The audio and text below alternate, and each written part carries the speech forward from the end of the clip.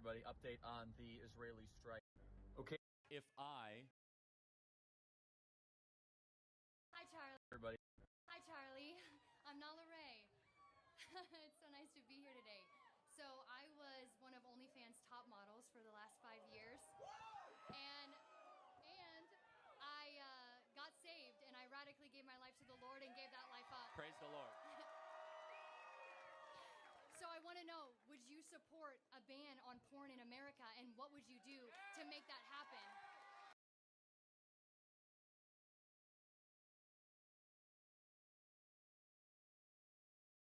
If I went to Mexico without being invited or allowed, and I took a job, and the Mexican government found out, what would the Mexican government do to me? I'm not sure. They would send me back to America. And why was the reason you left the U.S. first? So reason, that's an interesting thing. Is there ever a legitimate reason, in your opinion, to commit a crime? No. Well, then the reason doesn't matter. Because under that say, so can you rob a bank because you wish you had more money? No, you work harder. Then why doesn't that moral standard apply to immigration? Because the system isn't doing its job. That's why I think we should implement more money. Because there is some people, like I do get it. You know, some people come here, and then I do admit some of them commit crime, but not all of them. By definition, they're breaking federal law 8 U.S.C. 1312. Just their presence here is against the law. If somebody comes into America without invitation and they are illegal, what do you think the penalty should be? I think it's humane to look at their case and why they had to leave everything they've ever known. We believe that we should send them back to their country of origin. California is a cluttered state with social services that are being strained.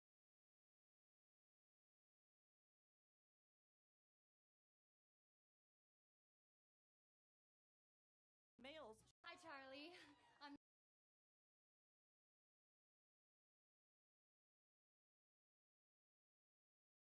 Males. Hi, Charlie. Males should have to contribute just as much to a female's pregnancy if she is going to carry said thing. Fair. Let me hold you to that standard then. Time out.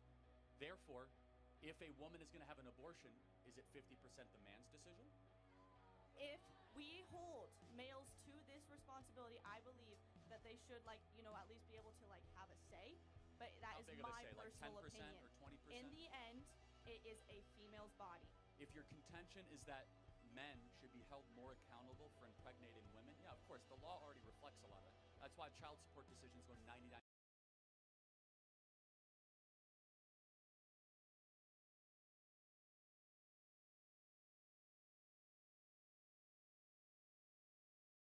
When a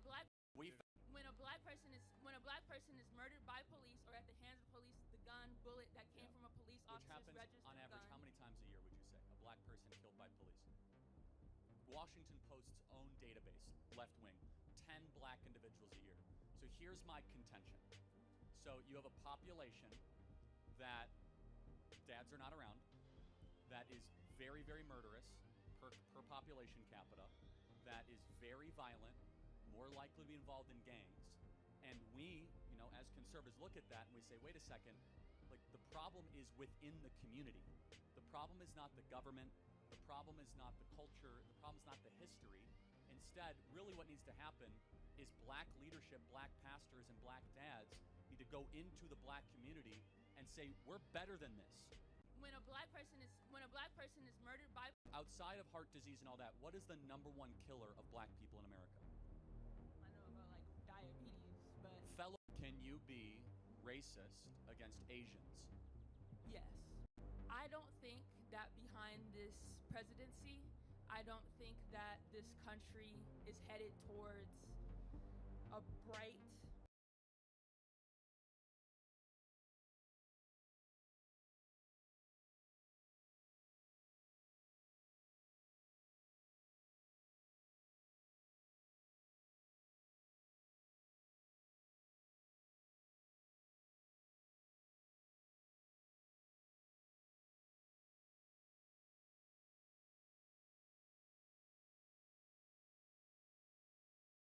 Personally, I'm someone that really values free speech, right, and an uninhibited engagement among people that disagree.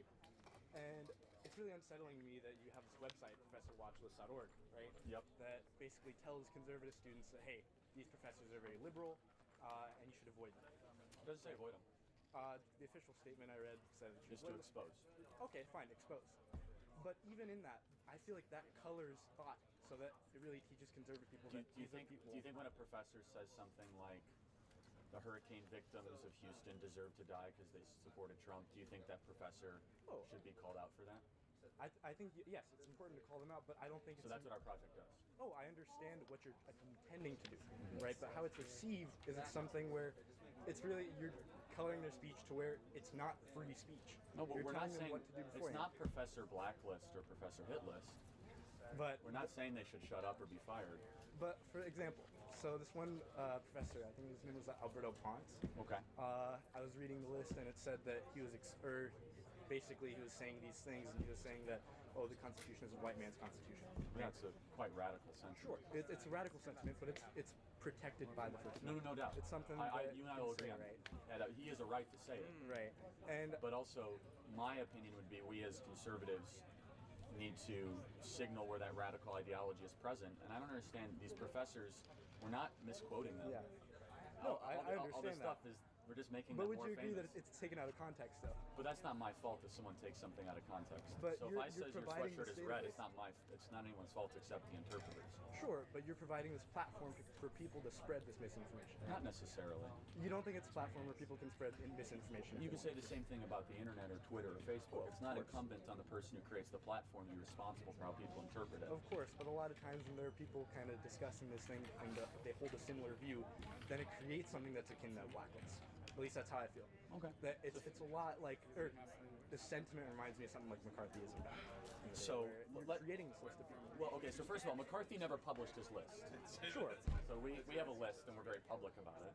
Yeah. Secondly, McCarthy called for the termination of people. We've never called for any termination of any professors. But would you agree that you can incite some degree of violence against those? No, not necessarily. No, none whatsoever. I mean, the same would be said if a news reporter. By the way, all these professors we have on there were reported on by other news outlets. Yeah. So we cited all.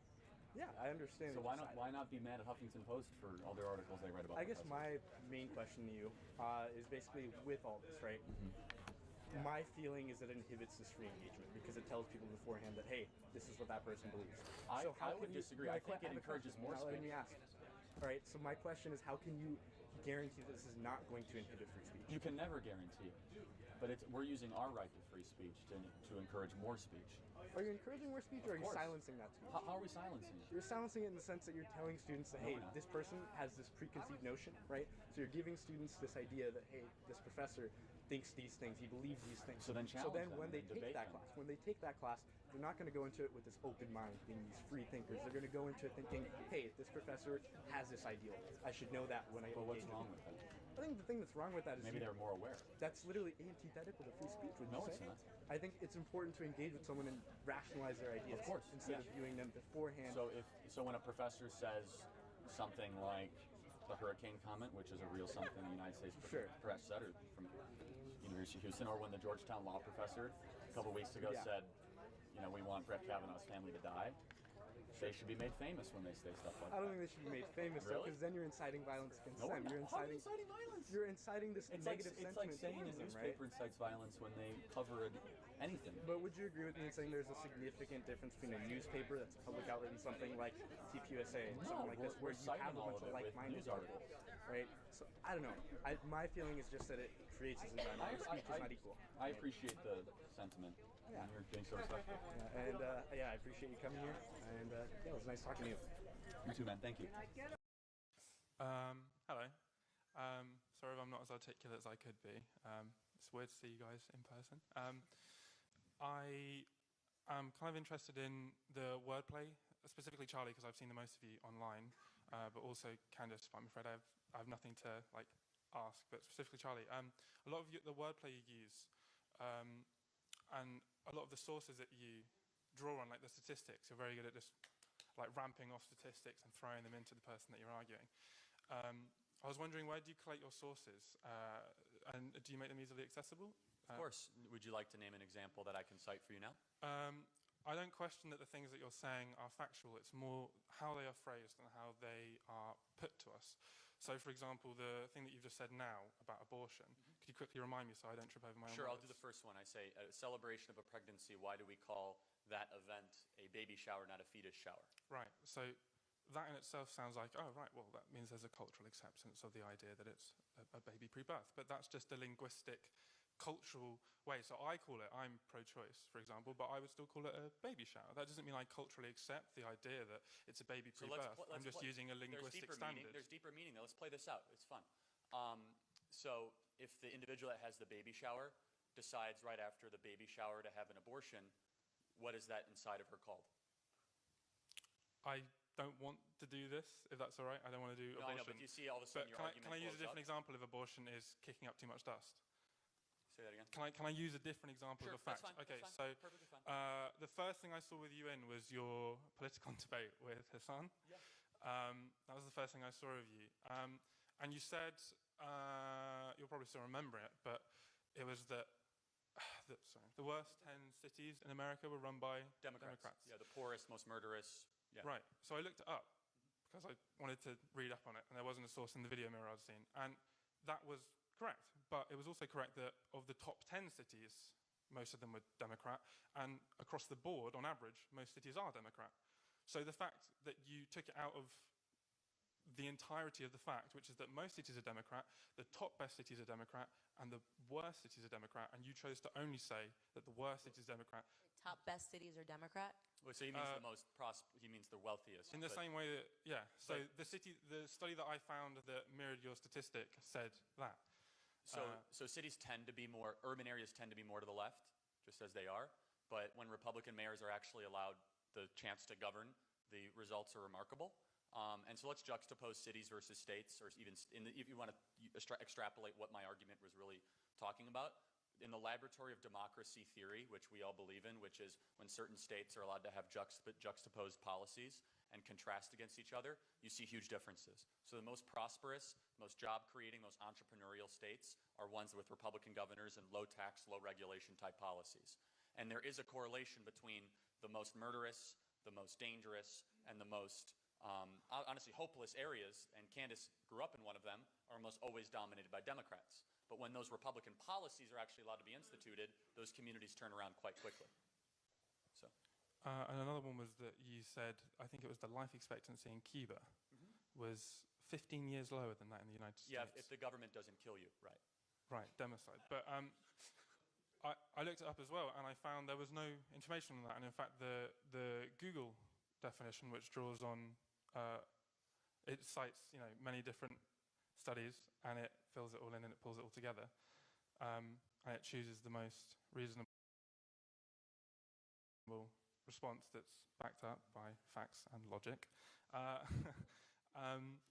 It said that it was actually a year older than the US. So how do you, especially when you're, like, I think it's called galloping, when you're throwing so many points in a debate, do you not think it's unfair and unreasonable and maybe at points even manipulative to be phrasing things in a certain way that might be, when beyond scrutiny, it's like me who had to Google all of these statistics, which pan out to be not as obtrusive and anti-left as you say they are? Do you not think that's at the worst incompetent, and at the best incompetent, and at the worst malicious? So you're entitled to your own opinion, not entitled to your own facts.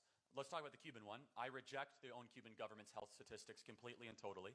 I don't believe the socialist governments of Cuba's health statistics that they submit to the World Health Organization or the United Nations, because objective, independent analysis of their own health standards are nearly 20 to 30 years behind life expectancy that their own government produces. So what you're looking at is corroborated by people that want it to be true. And we can have a 30-minute discussion over whether you believe the Cuban health statistics, but the answer is, show me another statistic of anything I've talked about in the 300 hours that Candace and I have done, public speaking.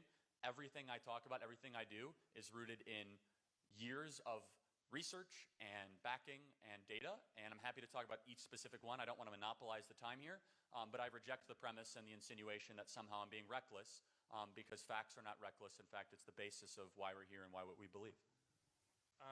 You successfully pivoted away from the intention of my question, which wasn't the factual nature of the statements you were saying. It's the way that you phrased them. So I phrased them effectively, and that should be a problem? No, it's not. Effectively as defined by you, as in it promotes your agenda? Said so you pivoted quickly away from the abortion thing. Can I please finish my... Huh? Happy to, yeah. I pivoted away from the abortion thing, not because I didn't want to talk about it, but because it made me uncomfortable to do so. Do you think do you think it's effective the way I worded it? Because maybe it made you think a way you never had to think before? The point is, like, I could do this for I could do that for every issue. It's more that, so you say, like, oh, we shouldn't trust the Cuban health statistics because they've got an agenda to promote, and that probably makes a lot of sense. But similarly, there are people whose prime objective, as if they're still stuck in McCarthyism, is to obliterate any form of socialism and communism as an opposition to free market capitalism. And so, similarly, in the same way that we shouldn't trust the authorities in Cuba. If at the root of this is capitalism versus socialism, is there an example where socialism is really thriving and worked as a concept? Like, this is what I don't understand. It's weird to me when people come up to this discussion and it's like, at your core, you're just what? Defending socialism? Defending Cuba? Defending... What are you defending? That's not the root of my question. I get what you're saying is phrasing things in a way that maybe aren't fair because you could find something on the internet that maybe supports communism and socialism. That's essentially what you're saying, right? No, you're mischaracterizing me, actually. Okay, how am I mischaracterizing you? You're mischaracterizing me because you've generalized what I'm saying, which is that I've looked into talking points that Charlie's raised. I've found the exact studies that he's referenced and know that they do because they actually mirror the things that he's said verbatim. So they're cited. And So I do use studies, is what you're saying. I never said you didn't, Charlie. I'm not sure where you're coming from. That's why I'm saying I'm not mischaracterizing you. I get what you're saying. You're saying, Charlie, he's saying that you say facts, but there are also alternative facts that would maybe present socialism and communism in a better way. You're saying it's unfair because of the way he's saying them, not because of... Because from what I'm getting, you're saying that he's... That's called a debate. Yeah, essentially what you're saying is he's too good at presenting his argument. Because you're saying... No, let me finish. You've just said you went and looked over the things that Charlie said. You found them to be backed by studies, which would mean they were factual. So he's not lying. He's not mischaracterizing or using wrong data. Let me finish. You've been allowed to talk for a while now. And then, but the way he presents him in an argument when you say he's galloping may maybe make his opponent afraid to talk. Or I don't know what it does Basically to them. However, to argue with himself. The bottom line is you're saying Charlie's using facts. I don't get how that can be a disagreement. That Charlie uses facts in his arguments. You're saying that he's not presenting other facts that would defeat his debate. So you're basically saying he should do also the job of Charlie Kirk and whoever's debating him, which is just ludicrous. That's essentially what you're saying, is that Charlie should say, okay, you should look at a socialist country and say Venezuelan people are killing their pets to eat food, etc. However, in this situation, they had really good weather and it was sunny, etc. I don't understand how you want him as one side of the... Yeah, I'm going to finish. And by the way, another good use of this time would have been if you actually had the alternate facts and just debated Charlie. Just said yes instead. While you were here, as opposed to debating the concept. Because there's no point having your own opposition without actually giving the facts yourself to come and debate, rather than saying he uses facts too well. Yeah, final point, and I'll let my attorneys answer the rest of the question. Again, you've mischaracterized what I'm truly saying here, which is that you're not trying to genuinely convince people. You seem to be, from the presentation of the facts that I've given you as an example, phrasing truths in a very specific way and choosing to ignore things that present it in a more balanced way to basically trick people, right? That's no. Please let me finish. Please let me finish. Can I finish? Please let me finish. Their opinion. Look, fact. No, seriously. Hear me out, man. Facts Hear me out. Finish. People, right? That's no. Please let me finish. Basically trick people, right? That's no. Please let me finish. Please let me finish. Please let me finish. Please let me finish. Can I finish? Please let me finish. Their opinion. Look, fact. No, seriously. Hear me out, man. Facts are unfair. Facts, right? Facts don't care about your feelings, right? Facts are objective statehoods, right? But the way that you choose to present them, right? It's like saying if a statistic is 68%, you can't just rearrange the 68 to say 86, right? Hear me out, because that is just lying.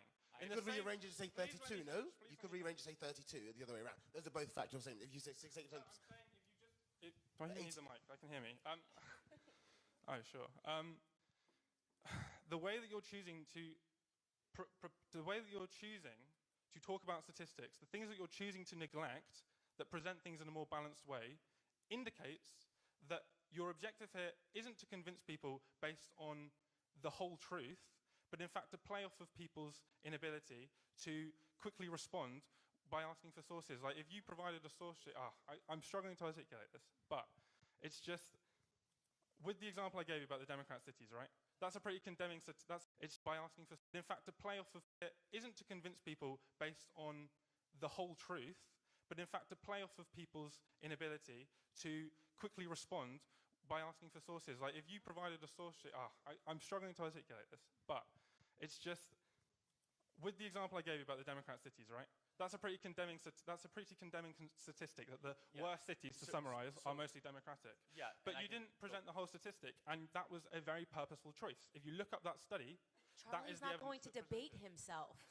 This is very because confusing it's not to a game, me. Candace, is it? But you just said when he goes on campuses and he debates with people that he's not presenting facts that are. But no, Charlie's not going to present the whole statistic that the worst cities, to summarize, are most to articulate this. But it's just, with the example I gave you about the Democrat cities, right?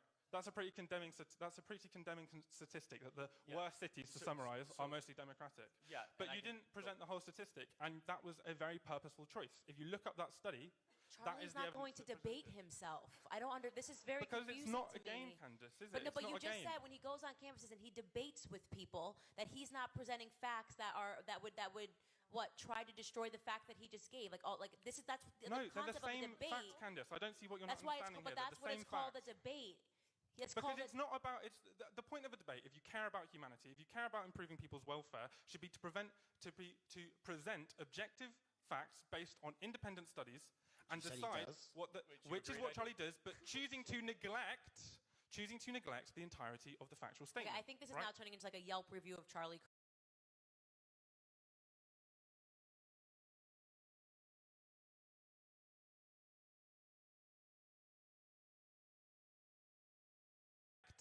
Choosing to neglect the entirety of the factual statement. Okay, I think this is now turning into like a Yelp review of Charlie Kirk, and I'm not really getting because the point he's an of it. influential man, and his practices and everyone's practices need to be scrutinized, but I'm saying and yours are semantic. Because he's entitled to present objective facts based on independent studies and decide which is what Charlie does, but choosing to neglect the entirety of the factual statement. Okay, I think this is now turning into like a Yelp.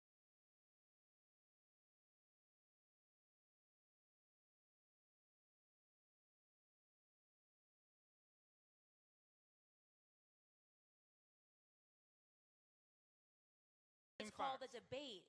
Because it's not about, the point of a debate, if you care about humanity, if you care about improving people's welfare, should be to present objective facts based on independent studies and decide which is what Charlie does, but choosing to neglect the entirety of the factual statement. Okay, I think this is now turning into like.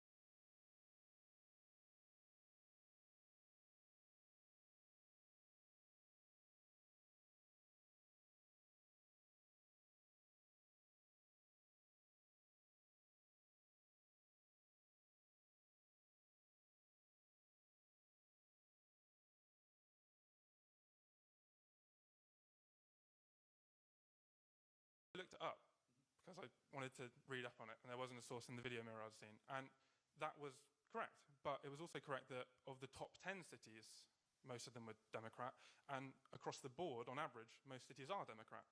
So the fact that you took it out of the entirety of the fact, which is that most cities are Democrat, the top best cities are Democrat, and the worst cities are Democrat, and you chose to only say that the worst cities are Democrat. Top best cities are Democrat? The entirety of the fact, which is that most cities are Democrat, the top best cities are Democrat, and most cities are Democrat. So the fact that you took it out of the entirety of the fact, most of them were Democrat, and across the board, on average, most cities are Democrat. So the fact that you took it out of the entirety of the 10 in the video mirror I've seen, and so 10 cities in America. That was the first thing I saw of you, and you said. You'll probably still remember it, but it was that the worst 10 cities in America were run by Democrats. Yeah, the poorest, most murderous. Yeah. Right. So I looked it up.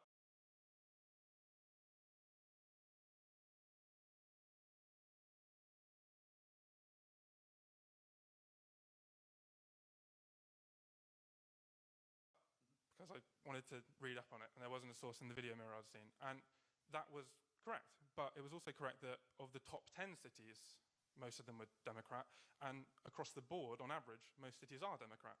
So the fact that you took it out of the entirety of the fact, which is that most cities are Democrat, the top best cities are Democrat, and the worst cities are Democrat, and you chose to only say that the worst cities are Democrat. Top best cities are Democrat? Well, so he means the most he means the wealthiest. In the same way that, yeah. So the study that I found that mirrored your statistic said that. So cities tend to be more, urban areas tend to be more to the left, just as they are. But when Republican mayors are actually allowed the chance to govern, the results are remarkable. And so let's juxtapose cities versus states, or even if you want to extrapolate what my argument was really talking about.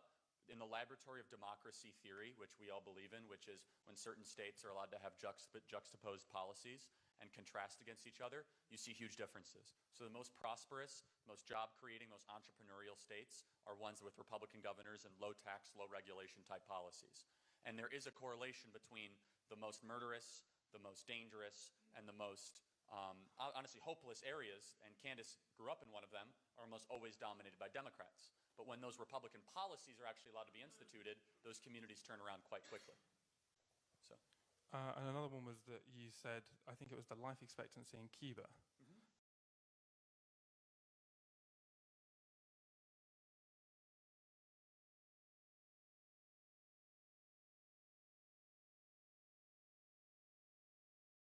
Personally, I'm someone that really values free speech, right, and like an uninhibited engagement.